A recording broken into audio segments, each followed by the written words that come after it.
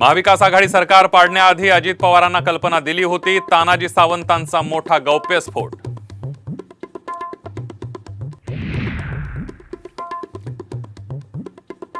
उद्धव ठाकरे नकली शिवसेनेचे अध्यक्ष, सावरकरांचं नाव घ्यायला लाज वाटते का? ठाकरेंना सवाल।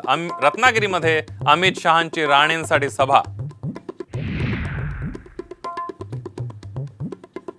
आमचं सरकार आल्यावर 50% आरक्षणाची अट काढून टाकू, राहुल गांधींचं पुण्यात मोठं विधान।